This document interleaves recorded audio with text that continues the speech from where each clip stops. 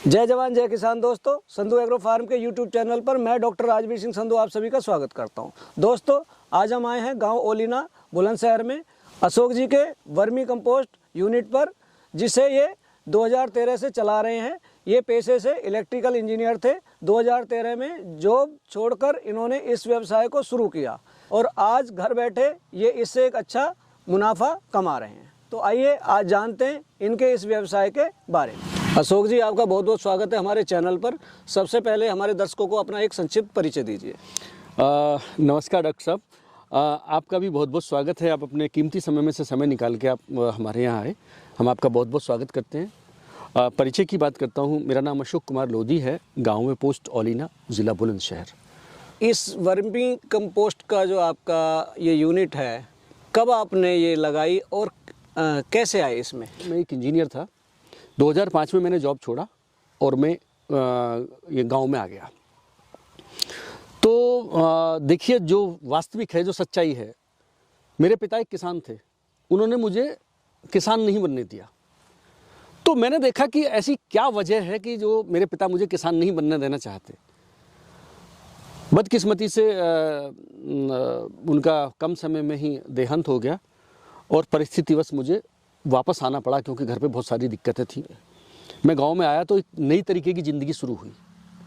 मेरे पास संसाधन कम थे और खेती को दोयम दर्जे में देखा जाता है। मैंने देखा कि खेती घाटे का सौदा क्यों है और कैसे हम इससे बाहर निकल सकते हैं। कैसे मैं चाहता था कि मेरे पिता किसान थे, तो उनको सम्मान क्यों नहीं मिला? आखिर हम क्या कमी करते थे कि उनको सम्मान नहीं मिला? हमने देखा कि हम लोग वो चीज़ पैदा करते हैं जिसको पैदा करने में हमें आसानी होती है, जबकि हमेशा से दाम उन चीज़ों के ज़्यादा मिलते हैं जिनकी सामने वाले को ज़रूरत होती है। चीज़ें बढ़ती गई आगे, खेती करता गया। मुझे खेती का खैर पता नहीं था, क्योंकि मैं इंजीनियर था। मैं खेती से बचा के रखा था, लेकिन मुझे आना पड़ा खेती में। जब खेती की मैंने चुनौतियाँ देखी, पशुपालन की मैंने चुनौतियाँ देखी, तो वहाँ हम नुकसान में जा रहे थे। ये सच बात है। मैंने आके देखा कि खेती में हमारे खर्चे ज़्यादा हो रहे हैं और आउटपुट यानी उत्पादन हमारा इससे ज़्यादा नहीं बढ़ सकता। तो हमें कैसे खेती को लाभ में ले जाएं? फिर इसमें थोड़ा सा हमने और गहराई में गए तो हमने देखा कि हमारा जो भारत कृषि प्रधान देश था, उसको बदलते बदलते औद्योगिक क्षेत्र में परिवर्तित करते चले गए। तो किसान आत्मनिर्भर ना होते हुए दूसरों पर निर्भर होता चला गया। तो हमने देखा कि मिश्रित खेती और हमने देखा कि रासायनिक खादों का बहुत ज़्यादा उपयोग कर रहे हैं हम, जिससे हमारी उत्पादन क्षमता घट रही है। फसल तो पैदा हो रही है, फसल उत्पाद की गुणवत्ता खराब हो रही है। तो क्यों ना एक ऐसी चीज़ तैयार की जाए जिससे यानी कि हमारी खर्चा भी कम हो और जो हमारे पशुओं का अपशिष्ट है, जो फार्म का जो अपशिष्ट है, उसी से हम अच्छा खाद बना सकें। तो यही परिकल्पना मुझे वर्मी कंपोस्ट की तरफ लेके गई और मैंने वर्मी कंपोस्टिंग को व्यक्तिगत तौर से स्टार्ट किया अपने लिए। कितना समय हो गया आपको? 2013 में मैंने ये शुरू किया व्यक्तिगत रूप से जी। फेलियर भी हुआ मैं, क्योंकि कोई ट्रेनिंग की प्रॉपर व्यवस्था नहीं थी। मैंने तो उसी स्टेज से शुरू किया था, बिल्कुल जीरो से शुरू किया, जीरो से भी बहुत नीचे से। पहले मैं व्यक्तिगत रूप से किया, फिर धीरे धीरे डिमांड बढ़ने लगी। लोगों ने और डिमांड करी, फिर और लोगों को भी अच्छा लगने लगा और जैसे जैसे डिमांड आई, फिर मैंने उत्पादन थोड़ा सा बढ़ाया और आगे ये बढ़ता चला गया। आप हमारे किसान भाइयों को या जो नवयुवा हैं उन्हें ये बताइए, एक्चुअल ना बहुत सारे लोगों को ये नहीं पता कि वर्मी कंपोस्ट है क्या। देखिए, सच बताऊं आपको, बहुत बहुत अच्छा सवाल, बेस्ट सवाल, और सबको पता होना चाहिए कि कंपोस्ट होता क्या है। देखिए, एक होता है कंपोस्ट जो अक्सर हमारे बुजुर्ग बनाते थे, गड्ढों में गोबर डाल के उसको बंद करके उसमें पानी वानी डाल के उसको रख देते थे, सड़ने के लिए छोड़ देते थे, जिसे गांव की कूड़ी कहते थे। उसके बाद आता है साहब ये वर्मी कंपोस्ट। तो वर्मी कंपोस्ट के बारे में, क्योंकि पहले बहुत आसानी से चीज़ें सुलभ नहीं थी, तो मैंने विकिपीडिया पे देखा कि वर्मी कंपोस्ट एक ऐसा खाद है कि जिसमें सभी पोषक तत्व विद्यमान रहते हैं और वो पौधे का पोषण नहीं देता, वो उस जमीन की उर्वरा शक्ति जो खो गई है उसको वापस लौटाता है, खेत को उस लायक करता है कि उसमें कोई भी फसल बहुत आसानी से हो सके। और वो जो गुण है वो वर्मी कंपोस्ट में है। तो क्यों ना वर्मी कंपोस्ट में काम किया जाए। और उसका परिणाम हमने देखा, खेतों में हमने जब वर्मी कंपोस्ट को लगाया तो बहुत अच्छा लगा। मतलब उत्पादन भी बढ़ा और फसल की गुणवत्ता भी बढ़ी। और जो हमारे पशुओं का मलमूत्र था उसी से हम खाद बना के, तो उससे क्या हुआ, हमारे फसलों के लिए हमें खाद भी नहीं खरीदना पड़ा, या खरीदना तो बहुत कम मात्रा में खरीदा। तो एक तो हमारी वो बचत हुई, यानी कि हमारा इनपुट कम हुआ और हमारा आउटपुट फसल से ज़्यादा हुआ, तो इससे हमारी आमदनी भी बढ़ी। अशोक जी, जैसे 2 बीघे वाला, 4 बीघे वाला छोटा काश्तकार है और यूरिया और जो आपका DAP है नहीं खरीद पा रहा, उसका बजट बिगड़ता है उससे। जी जी, उसके लिए कैसा रहेगा ये? देखिए मैं बताऊं आपको, ये बहुत अच्छा सवाल है। वर्मी कंपोस्ट एक ऐसा खाद है कि जो फसलों के साथ साथ हमारी खेती का भी पोषण करता है, और हमारी जो डाई, पोटास, जिंक, यूरिया, दुनिया भर की दवाइयों के खर्चे से भी हमें बचाता है। तो छोटे किसानों के लिए तो ये एक वरदान है सच में, क्योंकि छोटा किसान होगा तो वो थोड़े छोटे स्तर पर पशुपालन भी करेगा, 1-2 पशु भी उसके होंगे, तो वो अपने पशुओं के गोबर से, मलमूत्र से और अपने फसल अवशेष को जलाए ना जी, उसी से वो अच्छी क्वालिटी का वर्मी कंपोस्ट बना सकते हैं। और ये कोई बहुत बड़ा कि रॉकेट साइंस नहीं है, सरल है, आसान नहीं है। यानी कि सरल है, बहुत सरल है, आसान नहीं है। सरल इसलिए है कि आप सिर्फ थोड़ा सा ख्याल रखिए। देखिए वर्म को चाहिए क्या, खाना, पानी और रहने के लिए घर। वो आप उसको ये चीज़ दीजिए, वही उन्हीं को बदल के अच्छे खाद में आपको दे देगा। अपनी फसलों में लगाइए और आपकी छोटे किसान के लिए अपने एक छोटे से एरिया में वो एक वर्मी कंपोस्ट यार्ड बना ले। और अगर ट्रेनिंग की ज़रूरत है, सीखने की ज़रूरत है, वर्म की ज़रूरत है, अगर हमसे लेना चाहे तो हम भी दे सकते हैं उसको। ट्रेनिंग फ्री है मेरे यहाँ, ट्रेनिंग का कोई पैसा नहीं लेता मैं। दूसरी बात, जितनी सपोर्ट हो सकती है मैं सपोर्ट भी करता हूँ, मैं सिखाने की कोशिश करता हूँ। मैं केवल वर्मी कंपोस्टिंग नहीं, वर्मी कंपोस्ट के बाद में आने वाली क्या क्या चुनौतियां हैं उन पे भी मैं काम करता हूँ।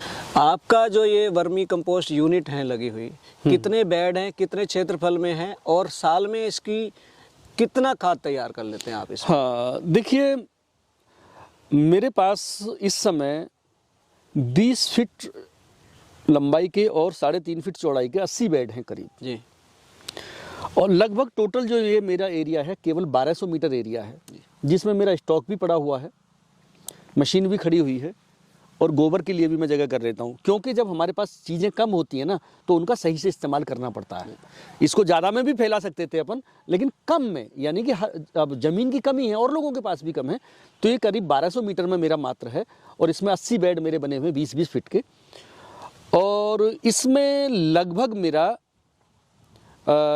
जो सालाना हम निकालते हैं, हम 80 से 90 टन वर्मी कंपोस्ट हम तैयार कर लेते हैं। यदि कोई नौजवान इस काम को करना चाहता है और वो कमर्शियल लेवल पे भी करना चाहता है तो कैसे शुरू करे? देखिए, अगर कोई नौजवान इसके बारे में सोचता भी है और इसको करना चाहता है तो उसका बहुत बहुत स्वागत है और बहुत अच्छा ये क्षेत्र है।